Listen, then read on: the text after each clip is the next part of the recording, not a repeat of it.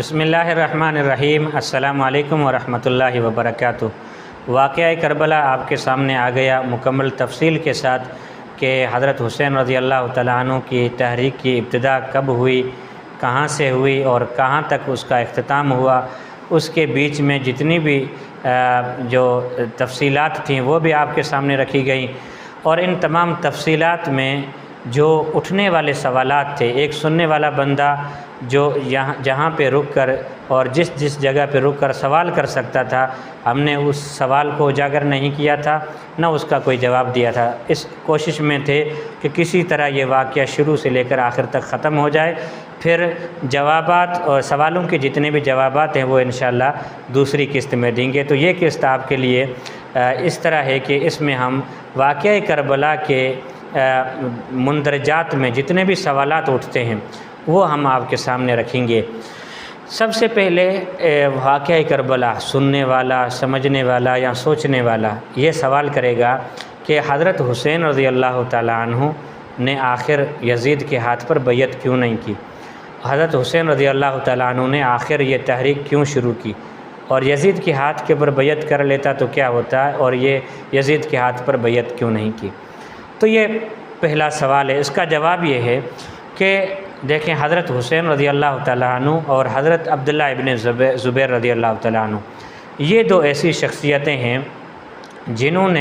جن کا موقف تھا، ایک ان کی دل کی آواز تھی اور ان کا ایک موقف تھا پہلے سے ہی، نہ صرف یزید کے ولی عہد ہونے کے بعد بلکہ حضرت معاویہ کے دور کے آخری لمحوں میں جب حضرت معاویہ دورہ کرنے آئے تھے مکے کا اور مدینے کا، اس وقت بھی ان حضرات کا یہ موقف تھا کہ اس طرح سیاست نہیں ہونی چاہیے، اس طرح ولی عہدی نہیں ہونی چاہیے۔ جو صحابہ اکرام رضوان اللہ تعالیٰ علیہم اجمعین کا موقف تھا، یعنی جو حضرت خلفائے راشدین کا، ابو بکر، عمر، عثمان اور علی کا، یعنی جو شریعت کی جو شورائیت تھی، وسیع البنیاد شورائیت، اس کو کسی طرح واپس لایا جائے اور شریعت کے اصولوں کے مطابق ولی عہد ہونا چاہیے۔ اور اصول یہ تھا کہ اس امت میں جو علم میں سب سے زیادہ افضل ہو اور عمل میں زیادہ افضل ہو اور فضیلتوں میں سب سے زیادہ افضل جو شخصیت ہو، وہی ولی عہدی کی مستحق ہے اور وہی حکومت کرنے کا لائق ہے اور وہی خلیفہ بننے کا لائق ہے۔ یہ حضرت عبداللہ ابن زبیر اور حضرت حسین رضی اللہ تعالیٰ عنہ کا موقف تھا۔ چونکہ یزید کی جو ولی عہدی تھی یہ شریعت کے اس اصول کے خلاف تھی، اس لیے حضرت حسین اور حضرت عبداللہ ابن زبیر رضی اللہ تعالیٰ عنہ نے اس کو غلط سمجھا۔ اس غلط سمجھنے کی وجہ سے انہوں نے یزید کے ہاتھ کے اوپر بیعت نہیں کی۔ بیعت کرتے تو رخصت تھی ان کے لیے، جس طرح دوسرے صحابہ نے بیعت کی تو ان کے لیے رخصت تھی، لیکن عزیمت کی بات یہ تھی کہ کسی طرح شریعت اسلامی کا جو اصول ہے، اس کی جو دیوار ہے، اس کی جو مضبوط دیوار ہے، اس کے اندر جو ابھی شگاف پڑا ہے، ابھی جو دراڑ پڑی ہے، اس کو ابھی سے اگر بند نہ کیا گیا تو کل ایسا ہوگا اس میں زہریلا سیلاب آئے گا، پھر کسی نہ کسی دن یہ پوری کی پوری کیا ہو جائے گی، دیوار گر جائے گی۔ اور یہ جو کیسر و کسریٰ کی روایات ہیں یہ پھر لوٹ کے آئیں گی، اور جاہلیت کا جو پرانا دور ہے وہ آئے گا، جس میں یہ تھا کہ والد کے بعد بیٹا، بیٹے کے بعد پوتا، پوتے کے بعد اس کا پڑ پوتا، یہ ولی عہد ہوتے جائیں گے اور ایک ہی خاندان کے اندر حکومت رہ جائے گی، اور اس کے علاوہ پوری جو رعایا ہے وہ سمجھ بیٹھے گی کہ ان کے علاوہ کوئی اس کائنات کے اندر مقدس نہیں ہے، یہی حکومت کرنے کے لائق ہیں۔ یہ قیصر و کسریٰ کی بادشاہتوں کا بدعت والا عقیدہ تھا جو ہماری شریعت کے اندر آتا، رسول اللہ نے یہ اصول نہیں دیا تھا، اس لیے شریعت کے اس حکم کے تحفظ کے لیے حضرت حسین رضی اللہ تعالیٰ عنہ اٹھ کھڑے ہوئے۔ باقی یہ سمجھنا، یہ کہنا بہت غلط ہوگا کہ الیاذ باللہ حضرت حسین اقتدار کی خاطر یا حکومت کی کرسی کی خاطر یا اس کی لالچ میں الیاذ باللہ کربلا تک پہنچے تھے اور پھر اپنے جانیں قربان کی۔ یہ تو بہت ہی حقیر بات ہے حضرت کے بارے میں کہنا، کیونکہ ان کو جو عزت و شرف ملا تھا رسول اللہ کی خاندان کی وجہ سے اور اس کے قرابت کی وجہ سے، اہل بیت میں داخل ہونے کی وجہ سے، یہ جو شرافت اور عزت ملی تھی حضرت حسین کو، یزید جیسے لاکھوں کروڑوں لوگ بھی اس شرف کو حاصل کرنے کے لیے ترستے تھے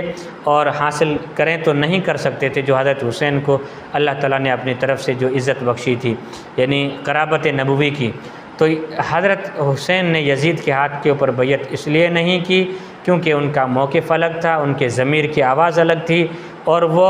عزیمت کے اوپر عمل کرنے والے تھے، رخصت کے اوپر عمل کرنے والے نہیں تھے، اس لیے حضرت حسین نے یزید کے ہاتھ کے اوپر بیعت نہیں کی۔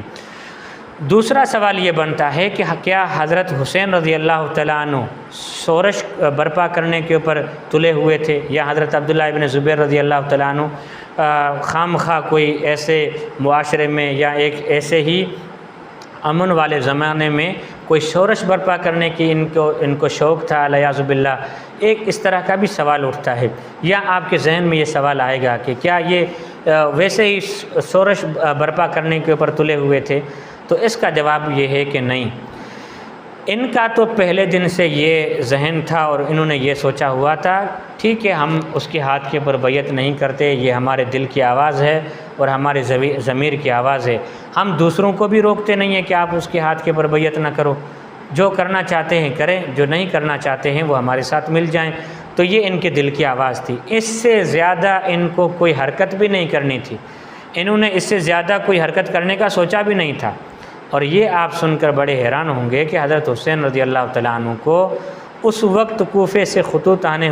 شروع ہوئے جس وقت حضرت امیر معاویہ رضی اللہ تعالیٰ عنہ اپنے حکومت کے آخری دور میں مکہ اور مدینہ آئے تھے، اور کوفے والوں کو پتہ چل رہا تھا کہ اب اپنے بعد اپنے بیٹے کو حکمران بنانے والے ہیں۔ اس وقت کوفے کے لوگوں کے خطوط آنے شروع ہوئے تھے، اس وقت بھی حضرت حسین رضی اللہ تعالیٰ عنہ نے کوئی حرکت نہیں دکھائی، کوئی سرگرمی نہیں دکھائی، اور ان تمام خطوط کو اگنور کر دیا، کیونکہ وہ دیکھ رہے تھے کہ فی الحال ایسا کوئی خطرہ پیش نہیں آیا ہے، جب آئے گا تو ہم اس کو دیکھ لیں گے، کیونکہ اس وقت حضرت معاویہ خلیفہ ہیں اور حضرت معاویہ کو حضرت حسین رضی اللہ تعالیٰ عنہ دوسرے لوگوں سے بہتر سمجھتے تھے، کوفہ اور بصرہ کے تمام لوگوں سے حضرت معاویہ کو بہتر سمجھتے تھے، کیونکہ وہ کاتب وحی تھے اور اللہ کے رسول صلی اللہ علیہ وسلم کے صحابی تھے اور پورے امن کے ساتھ حکومت چلا رہے تھے، اس لیے حضرت حسین رضی اللہ تعالیٰ عنہ نے اس وقت کوئی کوفے کا ارادہ نہیں کیا تھا، اس وقت بھی کوئی شورش کا ارادہ نہیں کیا تھا، اس وقت بھی انکار تو کیا تھا یزید کی بیعت سے حضرت معاویہ کے سامنے، پھر کوئی حرکت نہیں دکھائی، کوئی تحریک نہیں چلائی۔ جب یزید ولی عہد بنا تو یزید نے حضرت حسین رضی اللہ تعالیٰ عنہ کو حکم بھیجا، اس وقت بھی حضرت حسین رضی اللہ تعالیٰ عنہ نے مکے سے یا مدینے سے باہر نکل کر کوفے تک پہنچنے یا کربلا تک پہنچنے یا دمشق تک پہنچنے کا بھی کوئی پلان نہیں بنایا تھا، کوئی انتظام نہیں کیا تھا، فقط وہاں پہ بیٹھے تھے اور اس چیز کو دیکھ رہے تھے۔ لیکن جب حضرت حسین نے یہ محسوس کیا کہ ہمیں بیعت کے اوپر مجبور کیا جا رہا ہے، واقعی مجبور کیا جا رہا تھا، آپ دیکھ لیں، تاریخ پڑھ کے دیکھ لیں کہ عمر ابن سعید آیا اور اس سے پہلے جو ولید بن عتبہ تھا اس نے حضرت حسین کو مجبور کیا، عمر ابن سعید نے مجبور کیا ہاتھ کے اوپر بیعت کرنے پر، حضرت حسین کو مدینہ چھوڑ کر مکہ جانا پڑا 4-5 مہینوں کے لیے۔ اب حضرت حسین نے محسوس کیا کہ ہمیں اپنے ضمیر کے خلاف فیصلہ کرنے کے اوپر مجبور کیا جا رہا ہے، ہمیں اپنے ضمیر کے خلاف کوئی کام کرنے کے اوپر مجبور کیا جا رہا ہے، اور اس پاداش میں ہمیں اپنے گھر سے بے گھر ہونا پڑ رہا ہے، اپنے نانا کی سرزمین کو چھوڑنا پڑ رہا ہے۔ تو اس وقت حضرت حسین نے سوچا کہ اب ہم تحریک نہیں چلائیں گے تو بڑا نقصان ہو جائے گا، اس طرح تو پھر ہر بندے کو دباؤ ڈال کر ہمارے اوپر ان کا دباؤ چل گیا تو پھر عام رعایا کے اوپر ان کو دباؤ ڈالنا بہت ہی آسان ہوگا، کوئی مشکل نہیں ہے ان کے لیے۔ اس وقت ان حضرات نے سوچا کہ ہمیں اب باہر نکلنا چاہیے، اور جو کوفے والے لوگ ہیں جو ہمیں خطوط بھیج رہے ہیں اور ہمیں اپنی حمایت کا یقین دلا رہے ہیں، اب ہمیں ان کی مدد کرنی چاہیے، اب ہمیں ان کی طرف جانا چاہیے۔ اب اس لیے تحریک چلائیے حضرت حسین رضی اللہ تعالیٰ عنہ نے مجبور ہو کر، باقی یہ بات نہیں ہے کہ حضرت حسین ویسے ہی شورش برپا کرنے کے اوپر تلے ہوئے تھے۔ آگے چلتے ہیں تیسرے سوال کی طرف کہ حضرت حسین رضی اللہ تعالیٰ عنہ نے عراق جانے کا فیصلہ کیوں کیا؟ آپ اچھی طرح جانتے ہیں کہ حضرت حسین مدینہ چھوڑ کر کہاں چلے گئے؟ مکہ۔ اب مکہ میں ہی بیٹھ کر یہ تحریک چلا سکتے تھے یا نہیں چلا سکتے تھے؟ چلا سکتے تھے اچھی طرح، لیکن پھر حضرت حسین اپنے اہل و عیال اور خاندان کے ساتھ نکل کر کوفے تک بڑا سفر کیوں کیا، عراق کی طرف کیوں گئے، یہ بھی ایک سوال اٹھتا ہے۔ دیکھیں حضرت حسین رضی اللہ تعالیٰ عنہ مکے میں تھے، اور دوسری شخصیت حضرت کے ساتھ حضرت کے موقف کی تائید میں اور حضرت کے شانہ بشانہ جو کھڑی تھی وہ حضرت عبداللہ ابن زبیر کی شخصیت تھی۔ حضرت عبداللہ ابن زبیر اور حضرت حسین کا اس بات پر تھوڑا سا اختلاف تھا، یعنی ایک نقطے کا اختلاف تھا، وہ یہ تھا کہ حضرت عبداللہ ابن زبیر نے سوچا کہ مکے میں بیٹھ کر جو تمام امت مسلمہ کی ایمان اور عمل کی کیا ہے، یہ مرکزی سرزمین ہے، یہاں پہ بیٹھ کر ہم جو تحریک چلائیں گے، مرکز سے جو تحریک چلائیں گے وہ تحریک کامیاب جائے گی،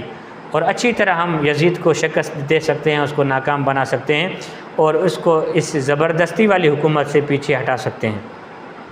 تو یہ حضرت عبداللہ ابن زبیر کا خیال تھا۔ لیکن حضرت حسین کا خیال یہ تھا، حضرت حسین کا موقف یہ تھا کہ نہیں، پہلی بات تو یہ ہے کہ عراق کے لوگ اتنے خطوط بھیج رہے ہیں، اتنا مجھ پر دباؤ ڈال رہے ہیں، اتنا میرے اوپر اصرار کر رہے ہیں، اب وہاں پر جانے کے سوا کوئی چارہ نہیں ہے۔ ان کی دل جوئی ہونی چاہیے، ان کی دل آزاری نہیں ہونی چاہیے، یعنی ہزاروں لوگ خط بھیج رہے ہیں اور میں نواسہ رسول ہو کر یہاں پہ بیٹھ جاؤں، میرا ضمیر یہ بھی گوارا نہیں کرتا، اس لیے حضرت حسین نے عراق کی طرف جانے کا فیصلہ کیا۔ دوسری بات یہ تھی جو حضرت حسین کے جواب سے بھی ظاہر ہے، جب حضرت عبداللہ ابن زبیر نے کہا تھا نا آپ باہر کیوں جا رہے ہیں، جب حضرت حسین قافلے کے ساتھ جا رہے ہیں کربلا کی طرف، اس وقت حضرت عبداللہ ابن زبیر نے حضرت حسین کو روکا اور منع کیا کہ آپ باہر نہیں جائیں اور یہاں پہ بیٹھ کر تحریک چلائیں، انشاءاللہ کامیاب ہو سکتی ہے۔ تو اس وقت حضرت حسین نے کہا کہ یہ تحریک چلانے کے درمیان میں ہو سکتا ہے کہ خون ریزی ہو، لوگوں کا قتل عام ہو، جنگ چھڑ جائے، کوئی بڑی جنگ چھڑ جائے، اس وقت ہو سکتا ہے کہ یہ جو حرم مقدس کی جو سرزمین ہے یہ خون سے رنگین نہ ہو جائے، یہاں پہ لوگوں کا خون نہ بہہ جائے، اور یہ حرمین شریفین ایسے مقدس ہیں، یہاں پر میں اپنا خون تو کیا لوگوں کا خون بھی بہانا گوارا نہیں کرتا۔ جس طرح حضرت عثمان نے آخر وقت تک حضرت علی کو جنگ کی اجازت نہیں دی، کیونکہ فرمایا کہ میں لوگوں کا مدینۃ الرسول کے اندر خون بہانا پسند نہیں کرتا۔ اسی طرح حضرت حسین نے بھی اس کی سنت کی اتباع کرتے ہوئے فرمایا کہ میں سرزمین مکہ کے اندر اور حرم مقدس کے اندر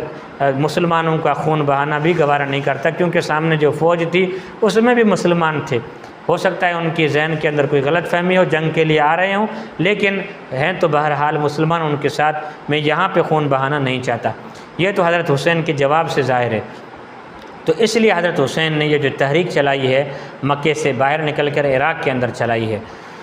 تو یہ دوسرا جواب ہے کہ حضرت حسین رضی اللہ تعالیٰ عنہ نے مکہ چھوڑ کر عراق جانے کا فیصلہ کیوں کیا۔ ایک اس میں یہ بھی جواب ہو سکتا ہے کہ حضرت حسین دیکھ رہے تھے کہ اب لوگ حج کر کے واپس جا چکے ہیں، اور اس کے بعد مکے کے اندر افرادی قوت اتنی زیادہ نہیں تھی کہ افرادی قوت زیادہ ہو اور پھر تحریک کامیاب ہو، یعنی امید بہت کم تھی کہ اس تھوڑی سی تعداد میں ہم کامیاب ہو سکیں گے۔ اور دوسری طرف جو عراق تھا وہاں پر جو افرادی قوت تھی وہ لاکھوں میں تھی، اور حضرت حسین سمجھ رہے تھے کہ وہاں پر تھوڑے سے نقصان کے بدلے میں ہم اپنی تحریک کو کامیاب بنا سکتے ہیں، اس لیے حضرت حسین رضی اللہ تعالیٰ عنہ نے عراق جانے کا فیصلہ کیا اور مکہ چھوڑنا پڑا حضرت حسین رضی اللہ تعالیٰ عنہ کو۔ چوتھا سوال یہ بنتا ہے کہ اکثر اکابر کی اکثریت نے یزید کے ہاتھ کے اوپر بیعت کی، اور حضرت حسین رضی اللہ تعالیٰ عنہ نے یزید کے ہاتھ کے اوپر بیعت کیوں نہیں کی، جبکہ اکابر کی جو صحابہ تھے ان کی اکثریت نے یزید کے ہاتھ کے اوپر بیعت کر لی تھی؟ کیوں؟ کیا ان کے ذہن میں یہ بات نہیں تھی کہ یزید غلط ہے، یا یزید کی جو جوانی کی جو حرکتیں ہیں وہ ان کے سامنے ظاہر نہیں تھی؟ کیا اگر یزید اتنا ہی غلط ہوتا تو اتنے بڑے بڑے اکابر صحابہ یزید کے ہاتھ کے اوپر بیعت کیوں نہیں بیعت کیوں کرتے؟ یہ بنیادی سوال ہے۔ تو اس کا جواب 2-3 پیرائے میں دینا چاہتا ہوں۔ پہلا پیرایا یہ ہے کہ اس جواب کا کہ جن صحابہ نے یزید کے ہاتھ کے اوپر بیعت کر لی ان صحابہ کو پہلے سے ہی حضرت معاویہ رضی اللہ تعالیٰ عنہ نے اپنے دلائل کے ذریعے اور اپنے اجتہاد کے ذریعے سے مطمئن کر لیا تھا اپنے بیٹے کے بارے میں، اور ان کو تسلی دے دی تھی میرا بیٹا انشاءاللہ کوئی بھی غیر شرعی عمل نہیں کرے گا، صحیح چلے گا، اور جتنی بھی تسلیاں تھیں ان تسلیوں کے اوپر ان کو قائل کر دیا تھا تمام صحابہ کو۔ دوسری بات یہ بھی تھی کہ صحابہ کے ذہن میں ایک شریعت کا دوسرا اصول تھا کہ یزید کے ہاتھ کے اوپر بیعت کرنے میں امت کا اتفاق ہے، امت کی وحدت ہے، امت کے لیے خیر خواہی ہے، اور یزید کے ہاتھ کے اوپر بیعت نہ کرنے کی صورت میں امت ایک انتشار میں پڑ جائے گی، جنگ چھڑ جائے گی، خون بہہ جائے گا، جو کہ پہلے سے بہت زیادہ بہہ چکا ہے۔ حضرت عثمان کے دور سے لے کر آج تک خون بہتا ہوا آ رہا ہے، مختلف جنگ صفین لگ چکی ہے، جنگ جمل لگ چکی ہے، مختلف جنگیں لگ چکی ہیں۔ صحابہ کے ذہن میں یہ بات تھی کہ ہو سکتا ہے کہ ہم یزید کے ہاتھ کے اوپر بیعت کر لیں، اس کے بعد ہو سکتا ہے کہ یزید اتنا غلط نہ ہو یا اتنا غیر شرعی رستے کے اوپر نہ چلے۔ ان کا حسن ظن تھا، اس لیے صحابہ نے کیا کیا، یزید کے ہاتھ کے اوپر بیعت کر لی۔ ایک اور بات بھی تھی کہ یزید واقعہ کربلا کے بعد اب تک ہمارے سامنے اس کا جو چہرہ ہے، یعنی وحشتناک اور ظالمانہ اور صفاقانہ اور اس طرح کا یعنی ظلم کا استعارہ بن چکا ہے اور گالی بن چکا ہے یزید کا نام۔ یہ جو شکل یزید کی اب ہمارے سامنے ہے نا، جس وقت بیعت ہو رہی تھی اس وقت صحابہ کے سامنے یزید کا وہ چہرہ نہیں تھا۔ اس وقت یزید کا چہرہ صحابہ کے سامنے ایک شہزادے کا تھا، ایک صحابی رسول کے بیٹے کا تھا، اور یہ بات ضرور تھی کہ صحابہ کے ذہن میں کہ بھائی اس میں تھوڑی سی جوانی کی خامیاں ہو سکتی ہیں اور انتظامی کمزوریاں ہو سکتی ہیں۔ صحابہ نے یہ سمجھا کہ ان انتظامی کمزوریوں کا ہم اصلاح کر سکتے ہیں یزید کو مختلف نصیحتیں کر کے۔ تو یزید کا وہ چہرہ جو حصار کعبہ کے بعد بنا، اور اسی طرح ایک دوسری جنگ لگی ہے واقعہ ہرہ کی، اس کے بعد جو بنا، اور واقعہ کربلا کا جو چہرہ لوگوں کے سامنے آیا، یہ چہرہ صحابہ کے سامنے نہیں تھا یزید کا، اس لیے صحابہ نے کیا کیا، بیعت کر لی فوراً سے۔ اور یہ میں ایسے بات فرضی نہیں کر رہا، حضرت عبداللہ ابن عمر رضی اللہ تعالیٰ عنہ کا مثال آپ کے سامنے رکھ رہا ہوں۔ حضرت عبداللہ ابن عمر رضی اللہ تعالیٰ عنہ کے سامنے جب یزید کا وہ قاصد آیا اور خط دیا کہ آپ بیعت کر لیں میرے ہاتھ پر، تو حضرت عبداللہ ابن عمر نے صحابہ کو اکٹھا کیا، لوگوں کو اکٹھا کیا اور فرمایا کہ دیکھیں حضرت معاویہ پہلے جیسے لوگوں جیسا نہیں ہے، یعنی ابو بکر عمر عثمان جیسا نہیں ہے، لیکن بعد والے حضرت معاویہ کے مرتبے کو نہیں پہنچ سکتے۔ تو حضرت معاویہ پہلے جیسوں نہیں ہے، پہلے والے لوگوں جیسا نہیں ہے، اور بعد والے حضرت معاویہ کے مرتبے کو نہیں پہنچ سکتے۔ اور یزید بہرحال ایک صحابی رسول کے بیٹے ہیں اور اچھے کنبے کے اولاد میں سے ہیں، تو آپ ان کے ہاتھ کے اوپر بیعت کر دیں، اللہ تعالیٰ اس میں خیر فرمائے گا۔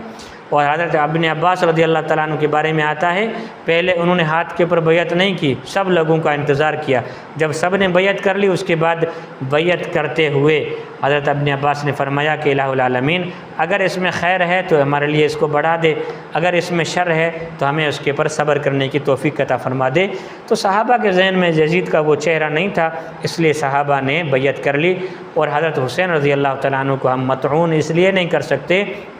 کہ حضرت حسین رضی اللہ تعالیٰ عنہ کا ایک موقف تھا، ایک رائے تھی جو بالکل صحیح تھی، جو عزیمت کے اوپر مبنی تھی، اور حضرت حسین رضی اللہ تعالیٰ عنہ اپنے رائے، اپنے موقف کے بارے میں مکمل طور پر حق بجانب تھے، اس کے اوپر ہم کوئی بھی الزام نہیں لگا سکتے۔ آگے ایک سوال بنتا ہے کہ حضرت حسین رضی اللہ تعالیٰ عنہ منع کرنے کے باوجود کیوں نہ رکے، یعنی حضرت حسین رضی اللہ تعالیٰ عنہ منع کرنے کے باوجود کیوں نہیں رکے، یہ سوال بنتا ہے۔ صحابہ نے منع کیا، پھر بھی جا رہے ہیں اپنے اولاد کے ساتھ، بیٹوں کے ساتھ جا رہے ہیں۔ دیکھیں حضرت حسین رضی اللہ تعالیٰ عنہ کے سامنے وہ وعدے تھے جو اہل کوفہ نے کیے تھے، معلوم نہیں تھا کہ مستقبل کے بارے میں کہ یہ اتنے غدار بن جائیں گے، اتنے گر جائیں گے نیچے، رذیل ہو جائیں گے، یہ حضرت حسین کو اندازہ نہیں تھا۔ تھوڑا بات اندازہ تھا کیونکہ صحابہ نے وہ خطرہ یاد دلایا تھا کہ آپ کے والد کو انہوں نے قتل کیا ہے، آپ کے بھائی کو انہوں نے زخمی کیا ہے، پھر بھی آپ ان کی طرف جا رہے ہیں۔ لیکن حضرت حسین کے ذہن میں یہ تھا کہ مجھے بہرحال وہ فرض ادا کرنا چاہیے، اگرچہ اس فرض ادا کرنے کے راستے میں مجھے کتنے ہی خطرات کا سامنا کیوں نہ کرنا پڑے، بہرحال مجھے وہ فرض ادا کرنا چاہیے۔ تو اس لیے حضرت حسین رضی اللہ تعالیٰ عنہ صحابہ کے کہنے کے باوجود بھی نہیں رکے۔ اچھا، ایک سوال یہ بنتا ہے کہ حضرت حسین رضی اللہ تعالیٰ عنہ اپنے ساتھ خطوط کیوں لے کر گئے؟ خطوط وہاں چھوڑ کے جاتے کیا مسئلہ تھا؟ اتنا بوجھ ساتھ لے جانے کا کیا مطلب تھا؟ تو ایک بات یہ بھی تھی کہ اگر وہ لوگ انکار کریں جنہوں نے خطوط بھیجے تھے تو ان کو عار دلانے کے لیے، ان کو غیرت دلانے کے لیے، ان کو شرم دلانے کے لیے ان کے سامنے وہ خطوط رکھے کہ آپ ہی نے مجھے بلایا، اگر پس پشت ڈالتے ہیں اس وعدے کو۔ اس لیے حضرت حسین رضی اللہ تعالیٰ عنہ خطوط ساتھ لے کر گئے، اور پھر بھی اگر وہ اس بات کو نہیں مانتے تو پھر یزید کو دکھلانے کے لیے یہ خطوط ساتھ لیے تھے، تاکہ یزید کو دکھا سکیں کہ یہ ان لوگوں نے مجھے بلایا، میں اپنے شوق سے اپنے طرف سے نہیں آیا ہوں۔ اس لیے تو آپ نے دیکھا ہوگا کہ جب وہ جنگ لگی ہے اور جنگ میں حضرت حسین کو شہید کرنے کے بعد خیموں میں سب سے پہلے انہوں نے آگ اس لیے لگائی تاکہ ان فوجیوں کے جو راز ہیں یزید تک نہ پہنچیں۔ ان فوجیوں میں وہ لوگ بھی تھے، لشکر میں وہ لوگ بھی تھے جنہوں نے حضرت حسین کو خطوط بھیجے تھے، اس لیے انہوں نے سب سے پہلے آگ لگائی تاکہ یہ ثبوت ہمارے خلاف باقی نہ رہے اور یزید کے پاس ہماری بات نہ جائے۔ ایک بات یہ ہے کہ ابن زیاد کیا چاہتا تھا حضرت حسین رضی اللہ تعالیٰ عنہ سے۔ آپ نے واقعے میں اچھی طرح سنا ہے کہ حضرت حسین عراق کی سرحد تک آئے، کوفہ کی سرحد تک آئے، اور پھر یہاں سے دمشق کا راستہ لیا، شام کا راستہ لیا اور سیدھے یزید کی طرف جا رہے تھے، اور 72 کلومیٹر کا سفر طے کرنے کے بعد عبیداللہ ابن زیاد کو بھیجا ہے، عبیداللہ ابن زیاد نے بھیجا ہے عمر ابن سعد کو کہ آپ جائیں حضرت حسین کا راستہ روکیں، پھر جو کرنا ہے آپ وہاں پہ کریں، یعنی قتل کر دیں اس کو۔ تو عبیداللہ ابن زیاد نے حضرت حسین کا راستہ کیوں روکا؟ وہ جانے دیتے حضرت حسین کو، یزید کے ساتھ ملنے دیتے، اس کا کیا بگڑتا تھا؟ تو آپ یہ بات، اس کا جواب بس یہی سمجھیں کہ اس کی انا کا مسئلہ تھا، یعنی ایک فوجی کی اور ڈکٹیٹر کی جو ہٹ درمی ہوتی ہے وہی تھی، اس کے سوا کچھ بھی نہیں تھا۔ یعنی عبیداللہ ابن زیاد کو جو پہلے خط لکھا تھا یزید نے کہ کسی طرح حسین بچنے نہ پائے، یا کسی طرح حسین جو ہے وہ کوفے کے اندر جو ہے وہ حکومت قائم نہ کرنے پائے، یہ آپ حسین کا جتنا ہو سکے راستہ روکیں، یا اس معاملے کو آپ خود ہی دیکھ لیں، اگر آپ نے اس میں کوئی سستی دکھائی تو آپ کے لیے کیا ہو سکتا ہے، مسئلہ ہو سکتا ہے۔ اس لیے حضرت حسین رضی اللہ تعالیٰ عنہ کا راستہ روکا ہے عبیداللہ ابن زیاد نے۔ ورنہ یزید نے جو لکھا تھا کہ آپ کے اوپر ایک امتحان آنے والا ہے حضرت حسین کی صورت میں، آپ اس امتحان میں کامیاب ہوتے ہو یا نہیں، تو پھر اس امتحان میں وہ مکمل طور پہ ناکام ہوا ہے، یعنی حضرت حسین کو قتل کر کے اپنی آخرت اس نے برباد کر لی۔ اور پھر جنگ کیسے چھڑی ہے؟ جنگ تو حضرت حسین کی طرف سے تو نہیں چھڑی، جنگ تو یزید نے چھیڑی ہے، یزید کی فوج نے چھیڑی ہے، اور سب سے پہلے جو تیر لگا ہے حضرت حسین کے جبے پر لگا ہے، اور پھر حضرت حسین کا بیٹا ہے عبداللہ اس کے پر لگا ہے، پھر جنگ چھڑی ہے۔ جنگ میں پہل جو ہے وہ حضرت حسین نے نہیں کی، انہوں نے یعنی یزیدیوں نے کی اور ابن زیاد کے لشکر نے کی۔ اب آخری سوال یہ ہے کہ سانحہ کربلا کا ذمہ دار کون ہے؟ اب ہم اس کا ذمہ دار کس کو ٹھہرائیں؟ تو دیکھیں، اس میں کوئی ایک شخص ذمہ دار نہیں ہے، اس میں ابن زیاد کا بھی بڑا ہاتھ ہے، اس میں یزید کا بھی بڑا ہاتھ ہے، اس میں کوفے کے جو لوگ ہیں جنہوں نے خطوط بھیجے تھے حضرت حسین کو، سب سے بڑا کردار ان لوگوں کا ہے جنہوں نے حضرت حسین کو یہاں تک لانے پر مجبور کیا۔ پھر ابن زیاد کا ہاتھ ہے کہ حضرت حسین کو یزید تک پہنچنے نہیں دیا، اور یزید کا بھی اس میں یہ قصور ہے کہ اس نے عبیداللہ ابن زیاد کو تنبیہ نہیں کی، یعنی سخت واضح الفاظ میں روکا نہیں کہ آپ حضرت حسین کا احترام کرنا اور آپ حضرت حسین کے اوپر کوئی ہاتھ نہیں اٹھانا، اور خیال کرنا کہ آپ کوئی حضرت حسین کے ساتھ غلط حرکت کر بیٹھیں، آپ اس کی خاندان کا اس کی جو نسب ہے رسول اللہ کے ساتھ قرابت ہے اس کا خیال کرنا۔ یزید نے خط میں یہ تاکید نہیں کی تھی، تو اس وجہ سے یزید بھی اس میں قصوروار ہے۔ اور پھر اگر ہم واقعے میں یہ دیکھتے ہیں کہ یزید جو ہے پشیمان ہوا ہے اور ماتم کیا ہے، اس کے گھر کی عورتوں نے ماتم کیا ہے، تو بات یہ ہے کہ اگر اس میں بھی اگر یزید سچا ہوتا تو عبیداللہ ابن زیاد کو گورنری سے ہٹا دیتا، اس کو قتل کروا دیتا اور کہہ دیتا کہ جو آپ نے یہ جو عمل کیا ہے حضرت حسین کو قتل کرنے کا، یہ میرا حکم نہیں تھا، آپ نے میرے حکم سے پہلے اتنا بڑا قدم کیوں اٹھایا ہے۔ تو یہ جو یزید بھی اس میں مکمل طور پہ شریک ہے۔ اور پھر تاریخ بتاتی ہے کہ یزید نے نہ صرف عبیداللہ ابن زیاد کو کوئی سزا نہیں دی، بلکہ اس طرح کے گھناؤنے واقعات یزید نے بار بار جاری رکھے۔ واقعہ ہررا ہوا ہے جو بعد میں ہوا ہے، کعبے کے اوپر حملہ کرایا ہے جو یزید نے کرایا ہے، فوجیں بھیجی ہیں، لشکر بھیجے ہیں حضرت عبداللہ ابن زبیر کی طرف، تو یہ سارا کیا تھا؟ ڈرامہ ہی تھا اور کیا تھا؟ تو حضرت حسین رضی اللہ تعالیٰ عنہ کو قتل کرنے میں کوئی ایک فرد، ایک شخص ذمہ دار نہیں ہے، ذمہ وار نہیں ہے۔ اس میں جس طرح کوفیوں کا بڑا ہاتھ ہے جنہوں نے خطوط بھیجے تھے، اتنا ہی بڑا ہاتھ عبیداللہ ابن زیاد کا ہے، اور سب سے بڑا ہاتھ یزید کا ہے، جس پر جو ہے پھٹکار اس وقت سے لے کر آج تک چلی آ رہی ہے۔ لوگوں کے ذہن میں اور دل میں اس کی جو نفرت ہے وہ جڑیں پکڑ چکی ہے۔ اب یزید کی جو یزید کا جو ظلم ہے، اس کی جو نفرت ہے لوگوں کے دلوں سے مٹائی نہیں جا سکتی۔ تو یزید کا یہ سانحہ کربلا کا جو ذمہ دار ہے، اس میں سب ہی ذمہ دار ہیں، کوفے والے، عبیداللہ ابن زیاد اور یزید، یہ تینوں شخصیتیں جو ہیں یا تینوں قسم کے لوگ ہیں وہ اس میں مکمل طور پہ شریک ہیں۔ اور آخری یہ بات کہ حضرت حسین کا یہ عمل کیا بغاوت کے زمرے میں آتا ہے؟ کیا حضرت حسین رضی اللہ تعالیٰ عنہ ایک حکومت وقت کے سامنے بغاوت کی ہے؟ تو جواب یہ ہے کہ بغاوت نہیں ہے، کیونکہ بغاوت اس وقت ہوتی ہے جب ایک بنی بنائی حکومت ہو، ایک مضبوط حکومت ہو، اور اطراف عالم میں جتنے بھی ماتحت علاقے ہیں وہ سب اس کے ماتحتوں اور ان سب لوگوں نے اس کے ہاتھ کے اوپر بیعت کی ہو،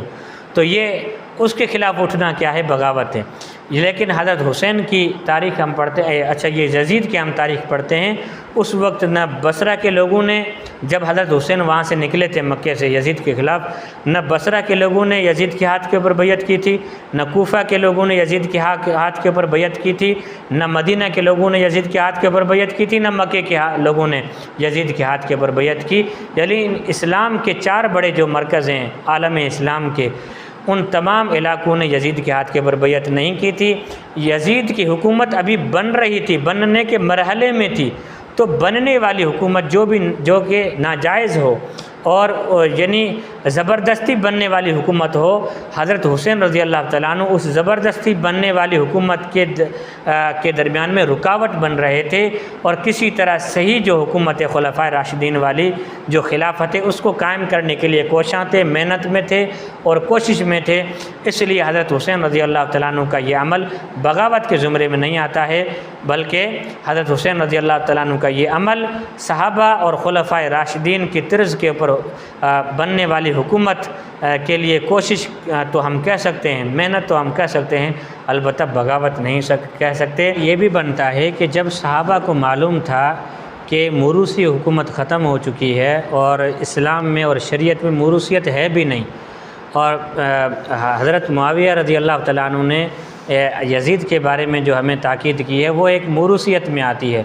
شریعت سے ایک ہٹا ہوا طریقہ ہے اور شریعت سے بالکل الگ سا طریقہ ہے،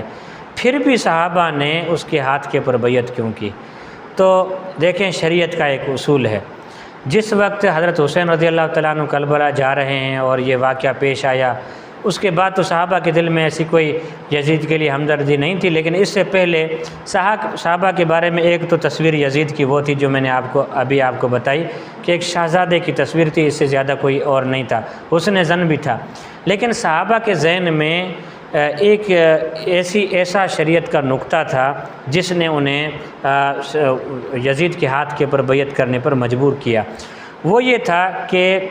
جب 2 نقصان آپ کے سامنے آ جائیں، ایک بڑا نقصان اور دوسرا چھوٹا نقصان، تو کبھی کبھی بڑے نقصان سے بچنے کے لیے اور بڑے نقصان سے نجات کے لیے چھوٹے نقصان کو برداشت کر لیا جاتا ہے۔ دیکھیں صحابہ رضی اللہ تعالیٰ عنہ نے یہ سوچا کہ اگر ہم یزید کے ہاتھ پر بیعت نہیں کریں گے تو پھر کیا نتیجہ ہوگا؟ خون ریزی ہوگی، جو پہلے بھی بہت ساری ہو چکی ہے۔ صحابہ رضی اللہ تعالیٰ عنہ کی قیمتی جانیں چلی گئی ہیں، بی بی عائشہ اور حضرت علی رضی اللہ تعالیٰ عنہ کے درمیان میں جو جنگ لگی ہے، منافقوں نے لگوائی ہے وہ جنگ، اس میں کتنے سینکڑوں صحابہ شہید ہوئے ہیں، بلکہ ہزاروں کی تعداد جا کے بنتی ہے صحابہ۔ تو صحابہ کے ذہن میں یہ تھا کہ بیعت نہ کرنے کی صورت میں وہ بڑی خون ریزی ہوگی اور بڑی جنگ ہوگی، تو یہ بڑا نقصان ہے۔ اس کے مقابلے میں یزید کے ہاتھ کے اوپر بیعت کرنا اگرچہ نقصان ہے، لیکن اس خون ریزی کے مقابلے میں کم ہے اور چھوٹا ہے، اور تھوڑا ہے، اس لیے ہم چھوٹے سے نقصان کو فی الحال برداشت کر لیتے ہیں اور امید رکھتے ہیں کہ اس نقصان کا بھی ہم کسی طرح ازالہ کر لیں گے انشاءاللہ تعالی۔ تو یہ جواب ایسا ہے، اس سے ہم صحابہ کے بارے میں جو ہمارے ذہن میں جو بدگمانی آتی ہے، جو بدظنی آتی ہے، وہ بھی انشاءاللہ تعالی مٹ جائے گی کہ حضرت حسین کے مقابلے میں دوسرے صحابہ نے یزید کے ہاتھ کے اوپر بیعت کیوں کی۔ تو اللہ تعالیٰ سے دعا ہے کہ ہمیں ان ہدایات کے اوپر اور ان سوالات کے جوابات کے اوپر مطمئن رہنے کی توفیق عطا فرمائے۔